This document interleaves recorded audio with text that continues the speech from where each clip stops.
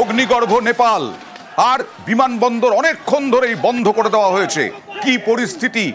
আর এই কেপি শর্মা ওলির জন্যই কি বন্ধ করে রাখা হয়েছে? তাকে কি পাঠিয়ে দেওয়া হবে কোনো দেশে? দেখতে পাচ্ছি আমরা বিভিন্ন প্লেন দাঁড়িয়ে রয়েছে। কথা বলবো অতনুর সঙ্গে। অতনু, কি অবস্থা?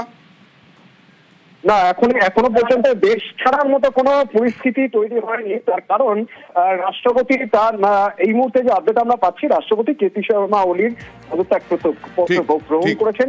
এর ঠিক পরের পদ্ধতি যেটা হয় সেটা হচ্ছে এবার সব দলের নেতাদের তিনি ডাকবেন, ডেকে বলবেন যে এই যে এরকম একটা পরিস্থিতি তৈরি হয়েছে দেশে, তাহলে এই পরিস্থিতিতে কি করণীয়। তখন যদি সব দল সম্মত হয় যে আপাতত রাষ্ট্রপতি শাসন হোক এবং একটা নির্বাচনের মতো পরিস্থিতি তৈরি করা হোক, ততদিন পর্যন্ত তারা অপেক্ষা করবে, তাহলে সেই পদ্ধতি মেনেই এগোনো হবে।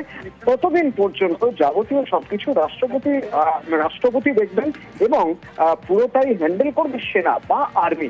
সেরকম একটা পরিস্থিতি তৈরি হয়েছে। সেক্ষেত্রে যদি তখন এই কেপি শর্মা ওলির উপর কোন রকম কোনো আঁচ পড়ে, তাহলে তার দায় বর্তাবে সেনার উপরে।